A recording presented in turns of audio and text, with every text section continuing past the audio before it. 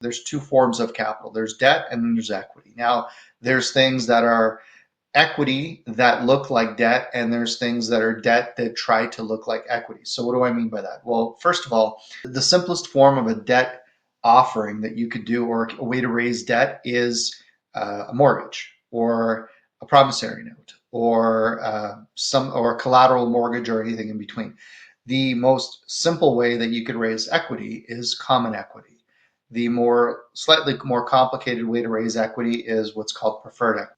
I think what it sounds like you're asking is you're looking at doing an LPGP structure that then allows you to potentially issue debt or debt-like payments to your potential investors. So a way to do this is you could issue what's called preferred equity. There's no shares in an LP. So LPs are units, shares are corporations. You can have shares in a corporation, you can have units in an LP partnership. So that's the way it works.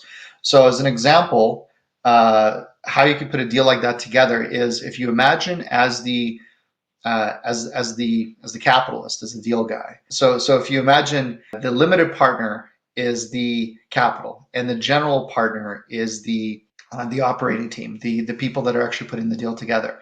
Now, if you're in the US, you got an LLC instead of an LPGP, that would be like the managing member versus just the actual investors themselves within the LLC, right? You have your managing member that manages the LLC, but similar but different. So on the LPGP side, the way it'll work, a way you can make this work is the following. You can take your limited partnership, and within your limited partnership, you can create, rather than having like a 70-30 split or 50-50 split or whatever you're doing with your investors, what you could do is you could just literally say within the limited partnership, this limited partnership is issuing Class A units, and these Class A units are entitled to X. And let's say X is 12% preferred return.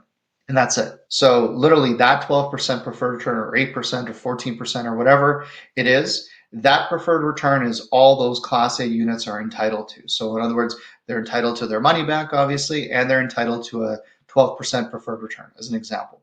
Now, beyond that 12%, let's say all of that is accrued to, let's say, the Class B units. And the Class B units would be you guys as the general partners. So in other words, what you've then done is you've accomplished the thing that you want to accomplish, where you have like an income-like distribution model in place, but at the same time, you're not actually having to split profit on the back end. So within the terms of the limited partnership agreement, you'd literally have your Class A unit, which is the investor unit.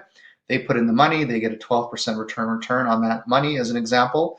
And then any excess funds beyond that 12%, maybe you allocate it to the Class B units. And the Class B units are, for example, you and the rest of the management team within the general partner.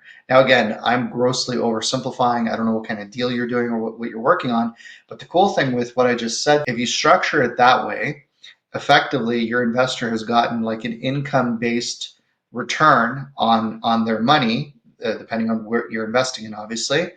But at the same time, you, within your model, can then take that entity and then go and use that as payment or down payment or the funds you are using to acquire the real estate, the business, whatever it is.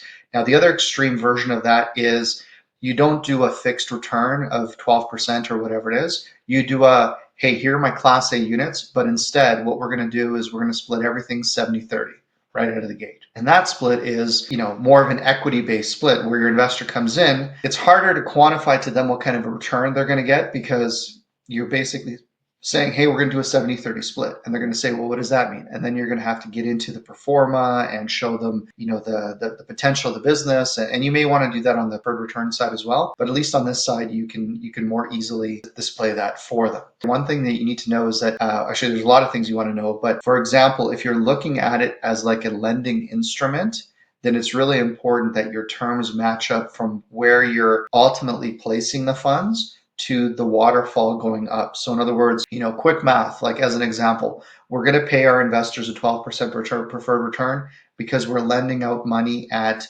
20 or 22% on car loans or ATMs or dishwashers or equipment or whatever it is, or maybe we're doing short-term lending on mortgages, whatever it is. It's your math has to math though, right? Like you have to be able to very quickly say, okay, we're making X on Y and we're paying you this, and the difference is our profit. So if you're thinking of like a debt-based thing, the math still has to obviously math.